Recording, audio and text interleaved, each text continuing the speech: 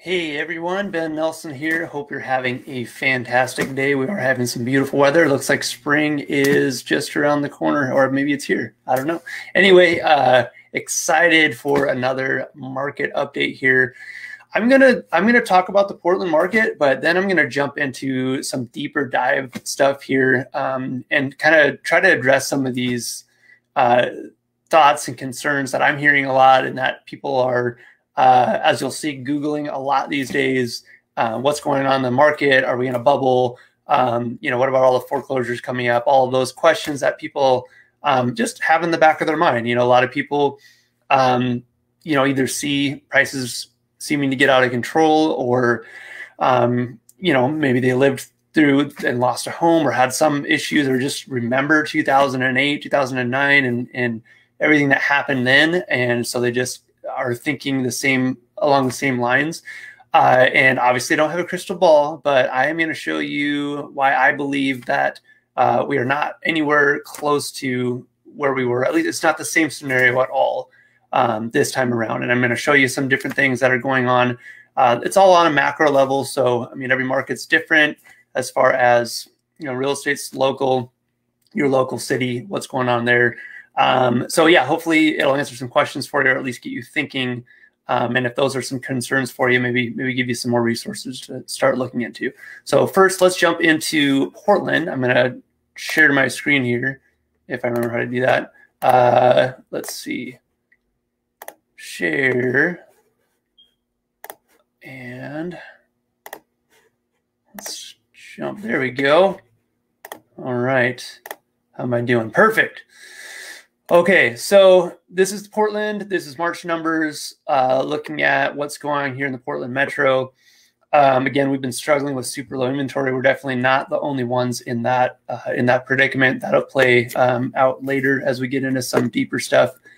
But I'm just gonna run through this real quick so we can get into the more detailed things. You can see new listings decreased, unfortunately.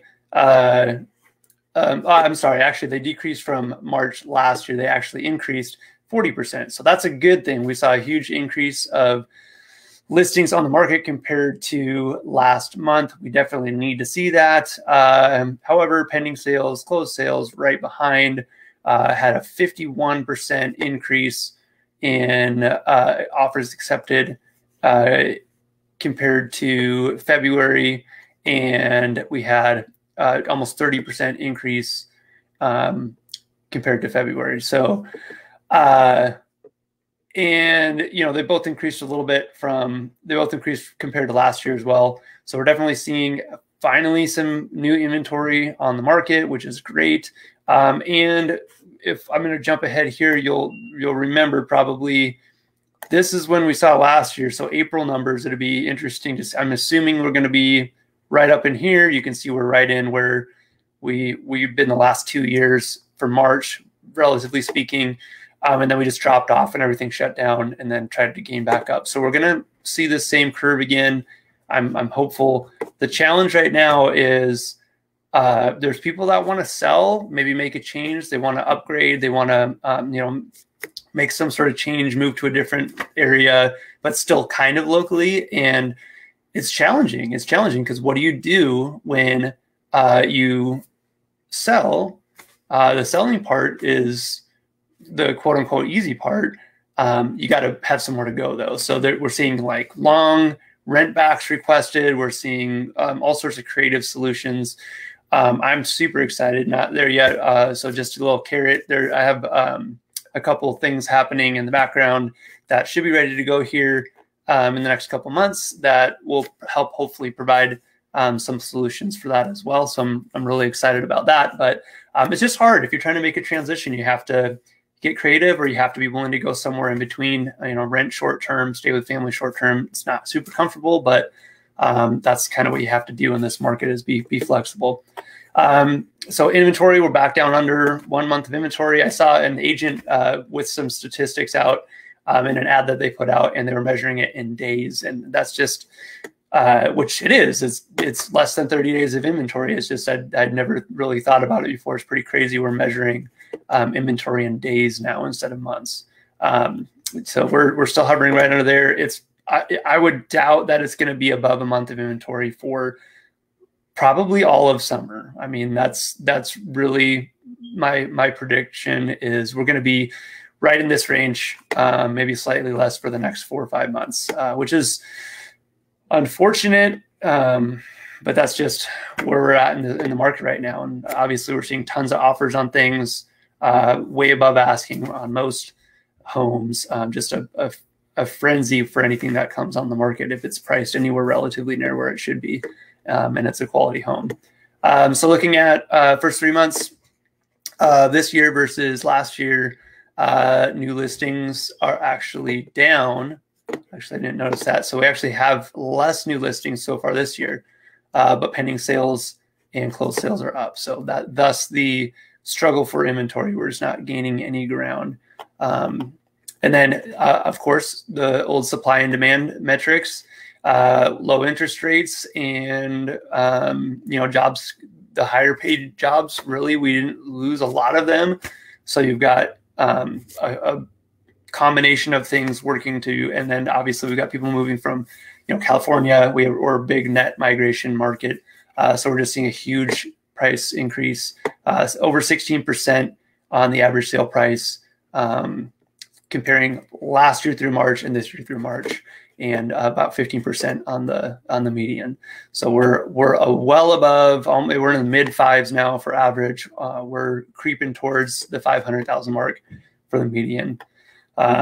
So I think I'm going to leave it at that. So active residential listings, you see we're super low. We're still below 2,000 listings, residential listings on the market. Here's that trend again. We're gonna see it go up here again. We should have this fairly normal curve. I'm hoping this will continue on a little bit further this year, so we get more on the market. Pending sales, you see that huge spike from February to March, and then closed sales. Obviously, we've got record close. Well, I don't know if it's record or not, but we've got higher than the last 5 years closed sales over the last 3 months. Days on market, I mean, just look at that. That is crazy. Over 70. And obviously this is average, but anything that is, most things that are within the pool of a normal buyer profile, I guess, you're seeing less than a week on the market. And some of that is even just because they're waiting. They'll put it on the market Wednesday, Thursday. They'll hold it until Monday for offers, and so it doesn't go pending until Tuesday or Wednesday. But, so it's 7 days or something like that. But, it could go pending in a day or two. So anyway, about half of what we were the last couple of years for days on market. Then you can just see the trend in sales price. I don't know if, nope, it's not on this one. The affordability index, I think that'll be on the next one. We're still above the affordability mark because rates are so low. So, and we'll touch on that as well. So yeah, basically Portland, gosh, it's more of the same. Rising prices, super low inventory, things going pending as soon as they hit the market. So we are just kind of more of the same, and I see more of the same moving forward. If you're in the market to buy, be ready to go in above asking. Don't ask for closing costs. You're going to be competing. If you're not ready to compete for the home that you want, it's probably not the market for you. I mean, you have to be willing to put your best foot forward. You have to be willing to compete for that house that you want. And it's still worth it. And I think you'll see why if you take a closer look here as we get a little bit into some of the bigger picture stuff. But interest rates are still really low. Rents are still trending up. We still have a lot of things. You can still lock in a really good loan, a really good payment. You know what you're going to have, and I still see appreciation and prices going up here in the future. And so let's step into that. I'm going to share a different screen here. Let's look at. I wish I could jump around a little bit quicker on these, but. So I'm going to look here at, this is not the one I wanted to jump to, but so I'm going to jump back and forth between a couple different things. because I want you to see big picture stuff. Okay, this is what people are putting up a lot, you know, Googling. Right here. Okay, when is the housing market going to crash? When is it going to crash? Google reported, this is from, I think, today. Last week, they had a spike over almost 2,500% search. When is the housing market going to crash? You know, so and you look at this is what people are thinking. This is a big question right now. When is the housing market going to crash? And we've got a lot of things that people are looking at. They're looking at the frenzy of people buying houses and paying way over at list price. And you look at, you know, we're still recovering from COVID. People are still out of work. We still have unemployment. We still have, you know, a lot of these things that people are making people question: are we going to see another crash? And I'm going to show you here. I'm going to go into some other things. I'm actually going to close out of this one so I can remember which ones I've looked at.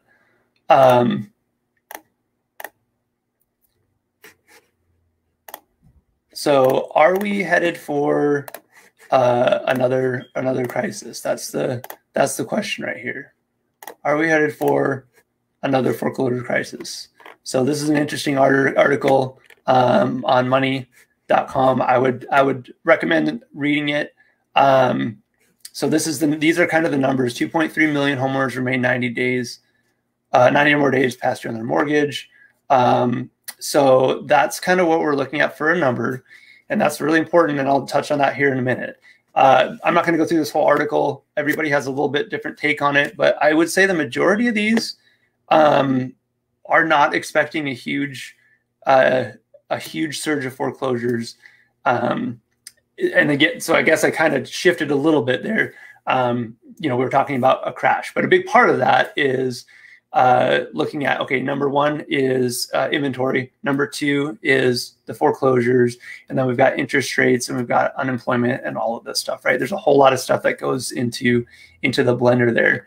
So I'm not going to look into this whole thing or read this whole thing because I just don't have the time to do that. You guys can look this one up if you want. Money.com, coronavirus foreclosure forbearance forecasts. But yeah, looking at Portland just specifically, right here you can see our unemployment rate lowered to 6%. This is from today also. So we are getting jobs back. We're getting back to where we were. We're slowly, I can't actually remember where we were pre-COVID. I think we were around 5%. But we're getting close. And this is kind of what we're seeing nationally now. We're seeing a lot of jobs starting to come back. Again, every market is different. So you want to know what your individual market is doing. Some markets are still really struggling. Some markets have recovered very well. We are getting jobs back, which is a great thing because that's people can catch up on their payments. That's going to continue to spur, the demand for housing. So that's one piece of it is we have jobs coming back. This is about mortgage rates. This is an important piece, right? So mortgage rates are what makes a house affordable or not. Everybody basically buys based on payment. So let's see, where did that go? There we go. Today's mortgage rates hold steady. And it's funny because this says that will, I love headlines, right? So that will likely change soon. Okay, right? They're baiting you into looking at, oh boy, does that mean they're going to go up? Okay, well, and then you actually get down into the predictions, which predictions are just predictions. But, right here you got 30, this is the change, they've changed barely or stayed the same. And then the forecast for mortgage rates for 2021, Fannie or Freddie Mac right here. Look, very little change, if any. Fannie Mae, very little change, if any. So I think this is where you got to look at past headlines, because the headline makes it sound like, oh my gosh, rates are going to go up, right? I mean, at least that's what it does to me. It infers, okay, they're steady, but what's going to go? They're going to go crazy, right? And they can't very well go down because I mean, I guess they could. They're a little higher than they have been, but we really have the one direction we could go is up. But anyway, the point is, headline says that infers that we might be in for rates going up, but predictions are that they'll stay steady. Now, the flip side of that, kind of, or at least a piece of that, is right here, where we look at the consumer price index, if I can find it. So we got gas prices going up almost 10%. Who hasn't noticed that, right? So gas prices have gone quite up quite a bit, and so we're seeing, so right here, 2.6 is what the inflation rate has been since a year ago. They were predicting, I think, 2.5. It's in here somewhere. Okay, yeah, projected to rise 0.5 on a monthly basis and 2.5 from March. So it's a little higher. It's not a lot, but one of the things that they're going to be looking at now is they're starting to see signs of inflation, which if you hadn't already seen it in just your everyday life with food costs and gas prices and continuing real estate prices, lumber prices, it just, I don't understand. They have to tell us that there's inflation. We can see that there's inflation. We feel it out there when we're buying things at the store, when we're building, when we're doing anything. We can feel the inflation because whatever this number is, okay, they put it all in a blender. It's a whole bunch of stuff all together. It actually doesn't even account for certain things that it really probably should. I don't remember all what's in there, but it's not really a full picture of what's going on with inflation, in my opinion. Again, I'm not these like super guru, maybe that's the wrong word, but these economists and stuff that are coming up with these numbers and looking at this, but there really isn't. There really are some things that should be in there that we feel on our end that are not really reflected in that number. But even then, even just looking at those things, we're seeing it a little bit above where they projected. So it'll be interesting to pay attention to this because, and this will get into where I see things going with housing prices and just prices in general. But we're starting to see that inflation, and they're talking about more stimulus. So what does that mean? I mean, that's really part of why we're seeing this is we're seeing all of this money come in to our system, and it's got to go somewhere. And you put money out in the system, you print money, you've got more money buying less products. It means that you have to pay more. It takes more of that money to buy the same thing. And so that's what we're seeing. We're seeing some inflation, which is a good thing if you own real estate, by the way. And that's a side topic, and we'll kind of see that in some of the stuff today, but I'll definitely be doing some things on that and showing you why inflation is a good thing if you own real estate and why you want to own real estate to take advantage and hedge against inflation. So let's jump over here. I'm going to close out of these couple.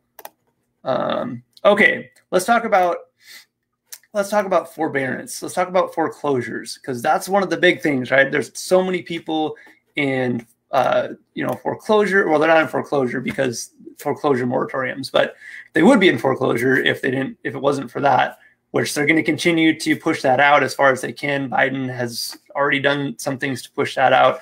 He's gonna push that out as far as he can. And just kind of a side note on that, just there are so many, the government, banks, government-backed entities, Fannie and Freddie. There's a lot of there are many, many people who it's in their best interest to prop up the real estate market. Yes, 2008, we had a huge adjustment, and I think a lot of it was because, bad loans, people, they didn't see it coming. They didn't think it could get as bad as it did. They didn't have systems in place to deal with it, and they didn't get ahead of it. So all of that stuff is different now.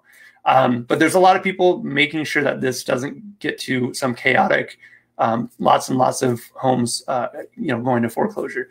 But let's take a look at some numbers real quick. Okay, so right here, you'll see number of houses behind on mortgage payments. So this is the total, like, amount, this is rent and mortgage payments. A big chunk of those are rent. This is 2.1 million families are behind at least 3 months on mortgage payments. And I think I'd seen, maybe it's on the next screen. Yeah, I'm not going to share it, but it's just another Google search basically. And it's 2.7 million are in active forbearance.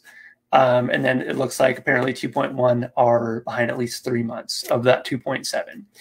That number is super important, and I'm going to show you why.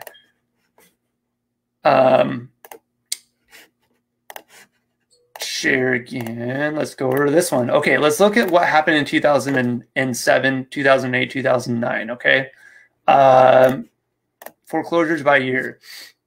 Look at this number right here. Okay, you see that number? Oh, I lost it.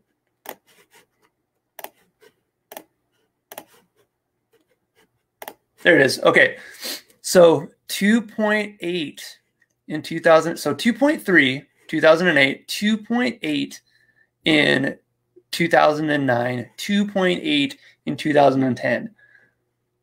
That is a huge number right there. That is, and look at the percentage of housing units. So you've got 2.3. These are foreclosure filings, okay? So I actually don't know like how many ended up, but it's basically the same as, we don't call it foreclosure right now because they can't go into foreclosure. They're in forbearance. Some of them will go to foreclosure.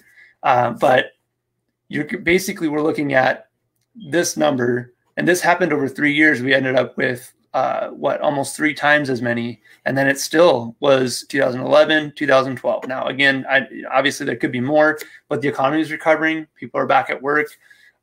So as of right now, we're kind of in this range, 2.21%. Okay, was back then 2.8. We're at 2.7 right now that are in forbearance or behind on their loans.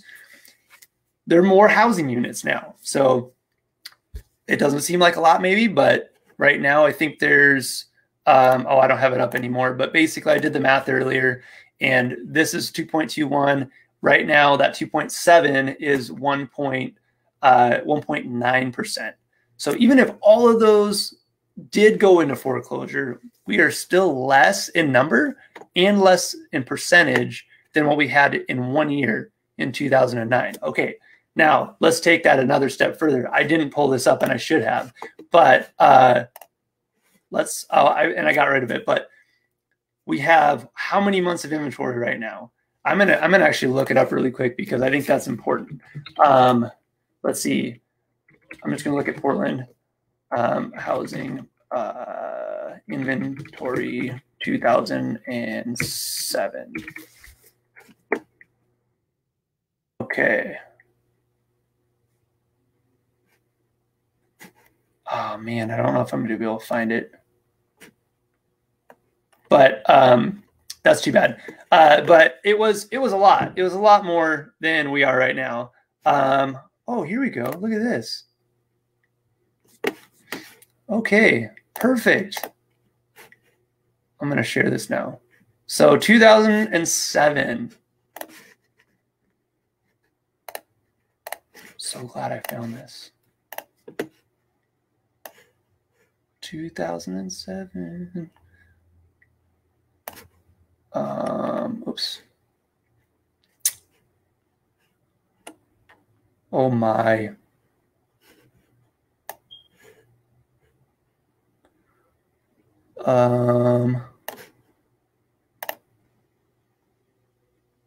Portland.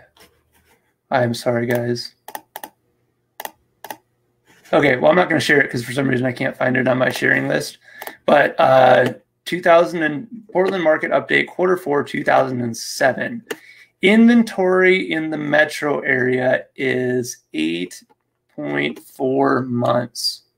Holy smokes. That is crazy. I really wish I could show you this, so you believe me.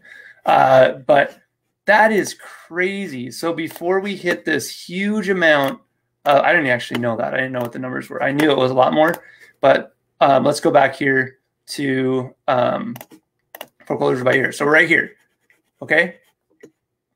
We had just started to see some of the foreclosures, we had 8.4 months. And then we had this slew of more foreclosures right here, 2.3, 2.8, 2.8. And again, this is national, but so I'd have to pull up Portland numbers, but we felt it for sure. And we already had a huge amount of inventory right here going into 2008. Now, where are we at again right now? 0.8 months of inventory, right? 0.8 months. So I don't know what the Portland numbers are, but that's nationally, we have a shortage of housing. And then now, even if you took all of these foreclosures that were all these 2.7 million people that are behind and threw them all into the system, okay, we'd have a big influx of inventory. Yes, that wouldn't be good. But number one, they're not all going to come on at once. Number two, some of them won't come on at all, because I'll show you, I'm going to jump to one more here and show you what is going on, you know, with those, because a lot of people are catching up and a lot of people have equity. So I'm going to jump to that actually real quick here too. So, but keep that at the top of your head. We have less total people behind than we had in 1 year, 2008. And we had a huge amount of inventory on the market already before, and that was nationwide. We had a huge oversupply of inventory, and then we just threw a whole bunch more into the system. Right now, we have a huge undersupply. We have cost of construction continuing to go up. We have inflation starting to hit. We have you know, rising wages. We have, you know, the push for a higher minimum wage. Well, that's more buying power. That's more, essentially more money that can go out and buy houses or spend it on wherever they want. So if you have more purchasing power and you have more ability to buy, that's going to continue to push prices up. So unfortunately, that's, you know, in the end, down the road, minimum wage raises don't actually work. They don't help, because it's just going to trickle up. It's going to trickle up. Higher paying jobs will end up being paid more. You know, it's going to affect the cost of consumer goods. Basically, everything ends up getting bid up, and down the road, you end up basically in the same spot with just a higher dollar figure. So just non-political, but just a note on, unfortunately, that doesn't help in the long term. Let's see. I'm going to jump to this one because this is the last one I'm going to jump to. While I was looking for it though, pull up another article. Feds propose prohibiting U.S. foreclosures until 2020. So this is from last week. If that happens, which it probably will, and we'll probably get another round of stimulus, even if all of this does come to fruition, it's going to continue to push this out further and further. Doesn't mean that there won't ever be foreclosures, but it's going to be quite a while, because you got to remember, they can't even file, as far as I know, they can't file for the foreclosure until the moratorium is over, which would mean if it was extended through the end of the year, maybe they can start in January next year if they don't extend it again. And that takes a long time to go through that process. I mean, very best case, a few months, more likely 6 to 9 months or longer. And so you're not going to get them all at once. And we're looking at maybe a year from now until we start to see them, in my opinion. I'm going to share this one though, because this one's really interesting to me. And I think we'll shed a lot of light on this and where we're at. So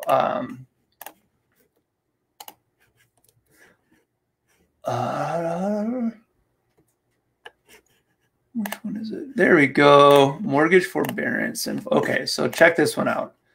This one, I'm not going to go through this whole thing. This is the Freddie Mac website and their research on it. This is from February of this year. It basically breaks down where the forbearance is happening in different segments, you know, by income, by loan to value, by credit score, who's caught up, all of that stuff. So first right here, let's look at this, okay? So payments, behavior of loans and forbearance. So this is percent, oh, why is it doing that? Oh, maybe, there we go. Percentage of people that missed before forbearance started, okay, 6.7%. Then we went up to 60%. Look, we trended up. Now we're starting to trend down. People are catching up on their payments. They're actually able to get caught back up. And I am not a forbearance expert, but I know some of the forbearance, it wasn't like it's not like when you're normally behind on a mortgage without forbearance, it stacks up. It's really hard to catch up because you are, you get 6 months behind or 3 months behind. Now you got to come up with 3 months payments plus taxes or plus interest and fees and all that stuff. Don't quote me on this, but I'm pretty sure, and I don't think it's all of them, but some of them, I believe, they basically, put it on the back end, all of that stuff. So they don't have to catch up in the same way that they would have to when they're normally behind and try to come up with this stack of money, because that's really hard to do. You're already behind. There's a reason you're behind. How can you come up with, $10,000 to catch up in, 4 or 5, 6 months of payments? It's really difficult to do. So anyway, we're starting to see people get caught back up, right? Then this is the part that I think is really important to look at. Okay, this is forbearance rates by attribute. Okay, so check loan to value out. Okay, yes. So you've got what, assume that I think that 2.7, it said 2.1 in forbearance. So anyway, whatever number, 2.1, 2.7. So that was the other thing about 2000 and 2007, 8, 9 was we had a whole glut of inventory, and then we had all of these people with bad loans that were adjustable rates, and they were starting to adjust. And then we threw a whole bunch more inventory in the market, and prices came down, and we had a whole bunch of people upside down. People were buying with, it was the norm to buy 100% loan, 100% loan to value or more. We still have some of that, but we definitely have people with equity. And you look at these people that are in forbearance, look at how many of those have at least 20% equity, right? Yes, there's, what is this, 14 plus, so it's like 30% have 20% or less of equity. Well, shoot, what is that? 500,000 instead, 20% of that 2.7 million, 500,000 or 600,000 people that are in this position. The rest of them are right here. That 1.8 to 2 million of those people in forbearance have a ton of equity. Why would you go to foreclosure if you have equity? So that's a huge difference this time around, is people have equity. Prices have been rising. The low inventory and rising construction costs and the continued demand for housing is going to continue to keep those prices up, in my opinion. We have low interest rates. They've been pledged to be low for the next year at least. I think they'll stay down there for quite a while.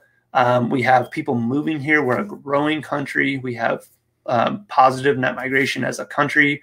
Portland has a positive net migration for a long time, so we're growing. So markets that have a positive net migration have low inventory, that have this continued demand. We're going to continue to see prices where they are or continuing to increase. So again, just the flood of foreclosures, I just don't see it coming. They're going to continue to come up with solutions to prevent that. We have lots and lots of people with equity that if they do run into a spot where they just can't catch up, they're going to opt to sell because they have equity there. There may be some people that have equity that just bury their heads in the sand, unfortunately.